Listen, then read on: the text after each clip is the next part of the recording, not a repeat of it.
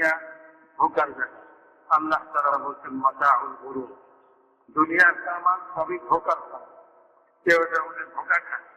যখন দাওয়াত নবীদের চলে এই ধোকা মানুষের দূর হয়ে যায়, তারা দুনিয়ার হাকিকতকে বুঝতে পারে। তাদের কাছে দুনিয়ার স্বর্ণ রূপা, দুনিয়ার টাকা পয়সা তাদের কাছে কোনো মূল্য রাখে না। বরং দুনিয়ার কাপড় চোপড়, খাওয়া দাওয়া, দুনিয়ার কোন পজিশন, এগুলির কোনো মূল্যই তাদের কাছে নাই। তারা জানে এই দুনিয়ার কোনো মূল্য নাই। দুনিয়ার হাকিকত সম্পর্কে তারা খুবই ভালো করে জানে। হযরত মাওলানা ইউসুফ সাহেব রাহমাতুল্লাহ আলাইহি বলছেন এই কথা, দুনিয়ার হাকিকতকে বুঝছো তোমরা? দুনিয়ার হাকিকত হলো পূর্বেও মাটি, পরেও মাটি। মাঝখানে তোমাকে আকর্ষণ করতেছে, তোমাকে লোভ দেখাইতেছে। মাঝখানে সে এক রূপ ধারণ করছে, কখনো আঙ্গুরের, কখনো আপেলের, কখনো বিভিন্ন সুস্বাদু খাওয়া দাওয়ার, কখনো পোশাকের, কখনো গাড়ি বাড়ির রূপ ধারণ করছে, কখনো স্বর্ণের, কখনো রূপার রূপ ধারণ করছে। পূর্বে সে মাটি ছিল, পরেও সে মাটিতে পরিণত হয়ে যাবে, মাটির সঙ্গে মিশে যাবে। কোথায় নমরুদের সেই অলঙ্কারাদি, কোথায় ফেরাউনের বীর অলঙ্কারাদি, সে যুগের সমস্ত সাজসজ্জার সামান আজ কোথায়? সব মাটির সঙ্গে বিলীন হয়ে গেছে। কোথায় ওই সমস্ত রাজা বাদশাদের সমস্ত শাহী মহলগুলা? আজ মাটিতে বিলীন হয়ে গেছে। তাদের পোশাক কোথায়? মাটিতে বিলীন হয়ে গেছে। মেরে মহতারাম দোস্তা বুজুর্গ, দুনিয়ার হাকিকত বুঝাই দিচ্ছেন আল্লাহ ওয়ালা লোকেরা, যারা দুনিয়ার ধোঁকা থেকে বেঁচে।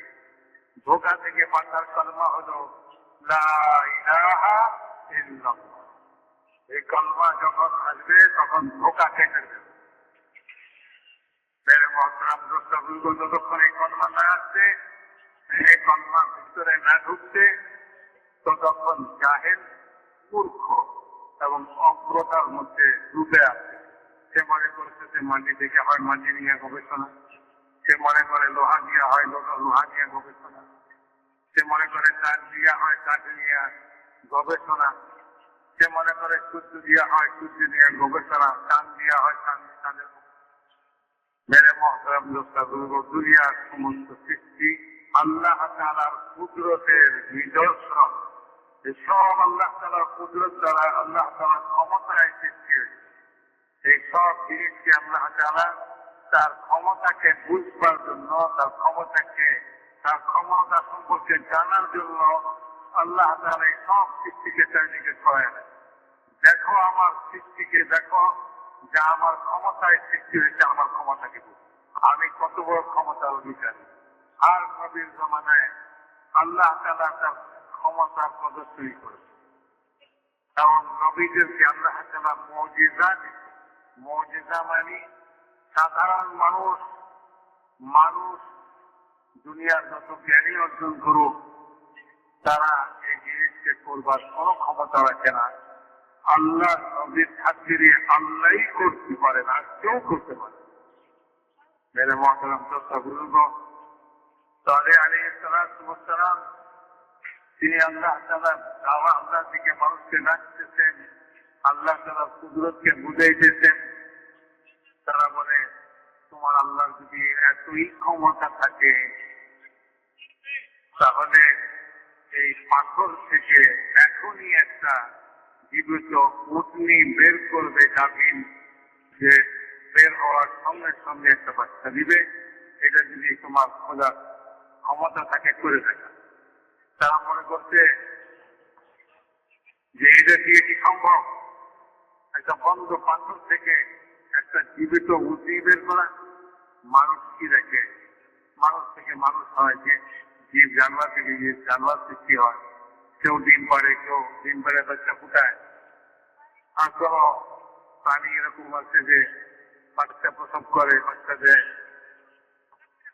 তো জীব থেকে জীব সৃষ্টি হয়, পাথর থেকে জীব সৃষ্টি হবে, পাথর থেকে জীবন্ত কোনো জিনিস বের হবে, এইটা তো তারা কল্পনাই করে, তারা এগুলো চিন্তাই করতে পারে না। যে এমন কোন সত্তা আছেন যিনি এরকম পাথরের ভিতর থেকে জীবন্ত উঠি বের করতে পারেন।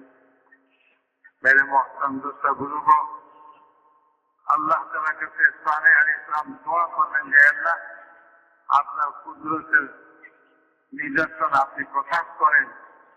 আল্লাহ তাআলা পাথরকে বিখণ্ডিত করে তার ভিতর থেকে জীবন্ত উঠি বের করে নিয়ে আসে এবং বাইরে এসে বাচ্চা দিল এবং এই উটনির যে দুধ পুরা তাদের কওমের সবার জন্য যথেষ্ট হয়ে গেছে।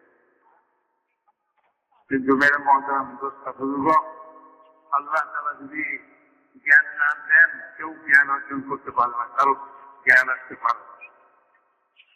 আবু জাহাল আমাদের নবীর জমানায়, আবু জাহাল যার নাম আবুল হাকাম ছিল, মহাপণ্ডিত মহাজ্ঞানী, তার নাম পড়ছে আবু জাহাল মহা অক্ষ। তুমি কেন বললো? অথচ আমাদের নবীকে আল্লাহ তাআলা মুজিজা দিচ্ছে, তার কুদরতের তার ক্ষমতা প্রদর্শনী আল্লাহ তাআলা রাসূল পাক সাল্লাল্লাহু আলাইহি ওয়াসাল্লামের জমানায়ও তাদের সামনে প্রকাশ করছিলেন। তারা এগুলো দাবি করছিল আকাশের চাঁদকে দুই টুকরা করে যদি আপনার খোদা দেখাইতে পারে তাহলে আমরা আপনার কথাকে বিশ্বাস করব। তারা মনে করছে হযরত মুহাম্মদ সাল্লাল্লাহু আলাইহি ওয়াসাল্লাম যা বলতেছেন এগুলি সব ভুয়া কথা, নাউযুবিল্লাহ। কোন আল্লাহ এরকম আছেন এত ক্ষমতাশালী, চাঁদকে বিখণ্ডিত করে দেখাইতে পারে? তাদের বুঝেই আছে। রাসূল পাক সাল্লাল্লাহু আলাইহি ওয়াসাল্লাম সবাইকে নিয়ে পূর্ণিমার চাঁদের রাত্রিতে, পূর্ণিমার রাত্রিতে মাঠে নামলেন, শাহাদাত আঙ্গুলি দিয়ে ইশারা করলেন, চাঁদ বিখণ্ডিত হয়ে দুই পাশে সরে গেল। কোরআনে পাকের মধ্যে আল্লাহ তাআলা বলছেন, ইকতারাবাতিস সাআত ওয়ানশাক্কাল কমর। চাঁদ বিখণ্ডিত হয়ে গেছে, কিয়ামত নিকটবর্তী হয়ে গেছে। কিয়ামতের নিকটবর্তী হওয়ার একটি নিদর্শন চাঁদ বিখণ্ডিত হওয়া। হুজুর আকরাম সাল্লাল্লাহু আলাইহি ওয়াসাল্লাম বলেন, আমার আত্মপ্রকাশ এটাও কিয়ামতের এক আলামত, কারণ আমার পরে আর কোন নবী আসবেন। মেরে মহতারাম দোস্তা বুজুর্গ, আর জমানাতে আল্লাহ তাআলা তার ক্ষমতাকে দুনিয়ার মানুষকে দেখাইছেন। যারা প্রবল দাবি করতেছিল রাজত্বের উপরে, আনা রাব্বুকুমুল আ'লা, আমি তোমাদের সবচেয়ে বড় প্রতিপালক, নমরুদ দাবি করছে। নমরুদকে আল্লাহ তাআলা তার রাজত্ব সহকারে খতম করে দেখাই। মেরে মহতারাম দোস্তা বুজুর্গ, আল্লাহ তাআলা নমরুদের জমানায় আপন কুদরতকে জাহির করছেন। নমরুদ আগুন জ্বালাইছে ইব্রাহিম আলাইহিস সালামকে এই আগুনে পোড়ায় দিবার জন্য।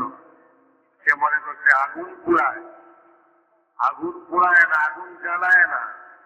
আগুন আল্লাহর সৃষ্টি, আগুন আল্লাহর হুকুমের অধীন। যদি আল্লাহ তাআলা আগুনকে দিয়ে জ্বালাইতে চান জ্বালায় দিবেন। আগুনের ভিতরে কাউকে যদি আল্লাহ তাআলা রক্ষা করতে চান, হেফাজত করতে চান, তো আল্লাহ তাআলা এই ক্ষমতাও রাখেন, আগুনকে আগুন রাখবেন আর তার ভিতরে হেফাজতের ব্যবস্থা করে দিবেন। কিন্তু নমরুদ জাহেল, জাহালাতের মধ্যে পড়ে আছে, অজ্ঞতার মধ্যে পড়ে আছে, আল্লাহকে চিনে না। আল্লাহকে সে বলতেছে আগুন জ্বালাও, ইব্রাহিমকে আগুনের মধ্যে জ্বালাও। কেন? সমস্ত আগুন তৈরি, ভীষণ আগুন, যার উপর যে পাখি উড়ে যেতে পারে না, ধুলা হয়ে আগুনে পড়ে এত তার তাপ, তার কাছে যাওয়া যায়। দূর থেকে যন্ত্রের মাধ্যমে ইব্রাহিম আলাইহিস সালামকে আগুনের মধ্যে নিক্ষেপ করা হবে, এজন্য সে যন্ত্র আবিষ্কার করলো। একেবারে শেষ মুহূর্তে ফেরেশতা হাজির হয়ে গেছে ইব্রাহিম আলাইহিস সালামের কাছে। আপনি যদি বলেন আমরা আপনার সাহায্য করি, আমরা সাহায্য করতে প্রস্তুত আছি। ইব্রাহিম আলাইহিস সালাম বললেন, আমার আল্লাহই যথেষ্ট, তোমাদের সাহায্যের কোন প্রয়োজন নেই। আম্মা ইলাইকুম ফালা হাসবি আল্লাহ, আল্লাহই যথেষ্ট। কারো সাহায্যের মুখাপেক্ষি হন নাই, কারণ তিনি জানতেন আল্লাহ তাআলার ক্ষমতাকে, তিনি আল্লাহর নবী, তিনি আল্লাহ তাআলার কুদরতকে জানতেন। তিনি এক কথাও জানতেন এই জমিন আসমান এবং এর মধ্যে যত সৃষ্টি সবই আমার আল্লাহর সৃষ্টি, সবই আমার আল্লাহ তাআলার হুকুমের অধীন। কাজেই একজন ফেরেশতা আর আগুন উভয় আমার আল্লাহর সৃষ্টি। আমি এক সৃষ্টির মোকাবেলায় আরেক সৃষ্টির কাছে কেন সাহায্য চাই? যিনি সৃষ্টিকর্তা তার কাছেই সাহায্য চাইব। আগুনও সৃষ্টি, ফেরেশতাও সৃষ্টি। আগুনের মোকাবেলায় ফেরেশতার সাহায্যের আমার প্রয়োজন নাই। এক সৃষ্টির মোকাবেলায় আরেক সৃষ্টি দিয়ে সাহায্যের প্রয়োজন নাই। পানি দিয়ে আগুন নিবানের প্রয়োজন নাই, পানিও সৃষ্টি, আগুনও সৃষ্টি। বাতাস দিয়ে আগুনকে উড়াইবার প্রয়োজন নাই, বাতাসও সৃষ্টি, আগুনও সৃষ্টি। বাতাস আমার আল্লাহর হুকুমের অধীন, পানি আমার আল্লাহর হুকুমের অধীন, আগুনও আমার আল্লাহর হুকুমের অধীন। তো তিনি বলতেছেন হাসবি আল্লাহ, আল্লাহই আমার জন্য যথেষ্ট। আল্লাহ তাআলা ইব্রাহিম আলাইহিস সালাম আগুনে নিক্ষেপ করলো, আল্লাহ তাআলা আগুনকে সরাসরি হুকুম দিচ্ছেন, ইয়া নারু কুনি বারদাও ওয়া সালামান আলা ইব্রাহিম। আগুন, তুমি ইব্রাহিমের জন্য ঠান্ডা এবং শান্তিদায়ক হয়ে যাও। আগুনের ক্ষমতা নাই তার সৃষ্টিকর্তার বিরোধিতা করবে, তার সৃষ্টিকর্তার হুকুমকে লঙ্ঘন করবে। আগুন ইব্রাহিম আলাইহিস সালামের জন্য ঠান্ডা শান্তিদায়ক হয়ে গেছে। তিনি আগুনের ভিতরে বড় শান্তিতে বসে আছেন, চলাফেরা করতেছেন। একটা পশম ইব্রাহিম আলাইহিস সালামের জ্বালাইবার ক্ষমতা আগুনের হয় নাই। এই আগুন কাঠ জ্বালাইতেছে, এই আগুন সবই জ্বালাইতেছে, কিন্তু ইব্রাহিম আলাইহিস সালামের একটা পশমকে জ্বালাইবার ক্ষমতা আগুনের নাই।